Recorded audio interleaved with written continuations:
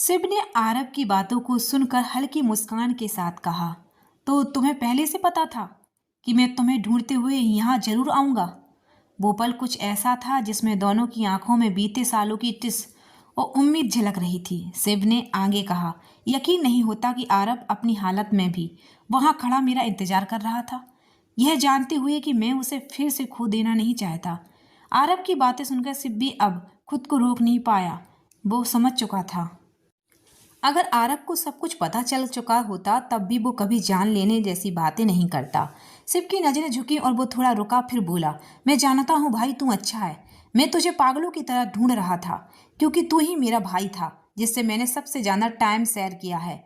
इसलिए मुझे मेरा भाई चाहिए था। आरब ने शिव की बात सुनकर हल्की मुस्कान दी और कहा, पहले मुझे लगा तुम दोनों भाई एक जैसे हो, लेकिन अब मुझे तेरे बारे में अच्छे से पता चला तो समझ आया कि तुम कबीर से बिल्कुल अलग हो। फिर वो रुका और गहरी सांस लेते हुए बोला, जिसने सजा दी वो देवता नहीं होता, और जिसने माफ किया वही इंसानियत समझता है। कोई भी हो, अगर वो कबीर जैसा इंसान है तो उसे माफ करना आसान नहीं होता। शिव को ये पता था कि कबीर ने सिर्फ एक मासूम हंसते खेलते परिवार को नहीं तोड़ा, बल्कि उसकी आत्मा को भी छन्नी कर दिया था। मन में कई सवाल उठे, क्या तुम सच में एक अच्छे इंसान हो या फिर बस दिखावा करते हो? आरब की चुप्पी, उस पर से सच्चाई ना बताने का दर्द, शिव के लिए सब असहनीय हो गया था। वो फूट पड़ा, तुम्हारे पास इतना वक्त था, लेकिन तुमने कभी खुद आकर ये नहीं कहा कि तुम मेरे भाई हो। आरब की आंखों में आंसू थे, लेकिन वो सिर्फ खुद को दोष दे रहा था। उसने बताया कि कैसे वो फैशन की दुनिया से लेकर कबीर की हर प्लानिंग तक हर बात रिकॉर्ड करता रहा। वो चाहता था कि कबीर को एक्सपोज करे, लेकिन शिव को इसका यकीन नहीं हो पाया। और फिर वो एक पल जिसने शिव का भरोसा तोड़ दिया, जिसे मैं अपनी जान से ज़्यादा मानता था, उसी ने मेरी पीठ पीछे सब कुछ छुपाया। शिव का दिल टूट चुका था। वो बहुत गुस्से में था, लेकिन आंखें भर आई थीं। कबीर जैसा इंसान जिसे मैंने भाई माना था, उसने मेरी आत्मा को घायल कर दिया। शिव ने कहा, काश मैं मरने से पहले ना देखता कि मेरे भाई ने मेरे साथ छल किया। लेकिन सच्चाई ये भी थी कि आरब कभी उसका दुश्मन नहीं था, कभी उसके साथ था, उसकी रक्षा में था। पर शिव का दर्द इतना गहरा था कि वो ये सब देख नहीं पाया। शिव के दिल में जो अपनापन था वो टूट चुका था। उसने कभी नहीं सोचा था कि जिस भाई पर वो सबसे ज्यादा भरोसा करता है, वो भी कभी उसे छला हुआ महसूस कराएगा। शिव को कभी नहीं लगा था कि उसका अपना भाई इतना बड़ा दर्द बन जाएगा। जिस भाई को देखकर उसने लड़ना सीखा, जिसके साथ बचपन के हर ख्वाब देखे, उसी भाई ने चुपचाप उसकी दुनिया लूट ली। शिव को यकीन नहीं हो रहा था कि आरब इतना कुछ जानते हुए भी कबीर के खिलाफ चुप रहा। वो बार बार पूछ रहा था, तू क्यों चुप रहा? जब तू जानता था कि कबीर क्या कर रहा है तो तूने कुछ कहा क्यों नहीं? आरब बस सिर झुकाए खड़ा था। उसकी आंखों में शर्म थी, पछतावा था, पर शब्द नहीं थे। शिव ने फिर चीख कर कहा, मेरे भाई की हालत देखकर भी तुझे कुछ महसूस नहीं हुआ?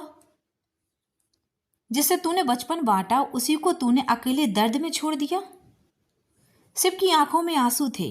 वो गुस्से से नहीं, बल्कि टूटे हुए दिल से बोल रहा था। उसे इस बात का दुख नहीं था कि आरब ने सच छुपाया। उसे दर्द इस बात का था कि जिस पर वो सबसे ज्यादा भरोसा करता था, वही आज सबसे बड़ा सवाल बन गया। वो बोला, कभी सोचा है तूने, अगर मैं मर गया होता तो पूरी जिंदगी इस सच्चाई के साथ जी पाता? शिव का गुस्सा अब आंसुओं में बदल चुका था। वो जानता था कि आरब का इरादा गलत नहीं था,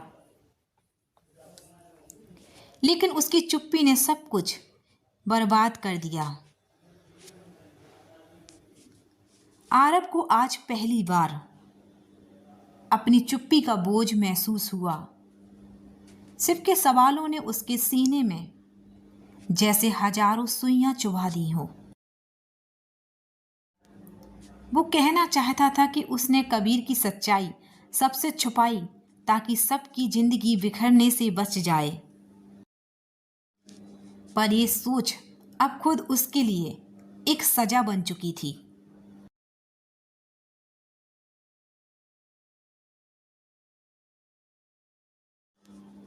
शिव का दिल टूट चुका था, लेकिन वो जानता था कि आरब का इरादा गलत नहीं था। पर जब नियति से ज्यादा जरूरी हो जाता है सच का साथ, तब चुप्पी सबसे बड़ा गुनाह बन जाती है। शिव ने कहा, आरब, मैं तुमसे नफरत नहीं कर सकता, पर अब तुझ पर भरोसा भी नहीं कर सकता। यह बात आरब को अंदर तक तोड़ गई। वो बस शिव की ओर देखता रहा, आंखों में पछतावा और दिल में भी पछतावा, और होंठों पर एक भी सफाई नहीं थी।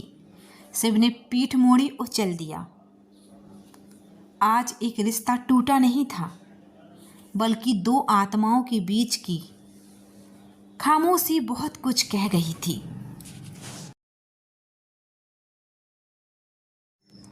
शिव अपने भाई की हालत देखकर टूट चुका था।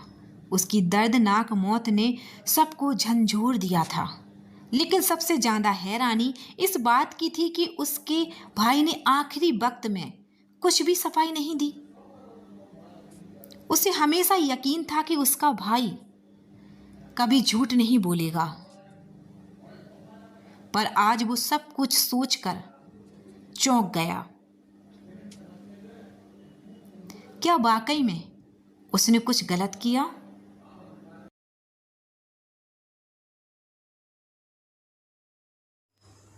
शिव जमीन पर बैठ गया। भैया, आप ही थे, मेरे सबसे अपने, फिर क्यों छोड़ दिया अकेला? कार्तिक ने शिव को पानी दिया और बोला, देखिए, आपके भाई ने अगर माफी नहीं मांगी तो इसका मतलब ये नहीं कि वो बुरा इंसान था। शायद वो हालातों में फंसा था। अपनी ही जिद और गुस्से में उसने जो किया वो सही नहीं था।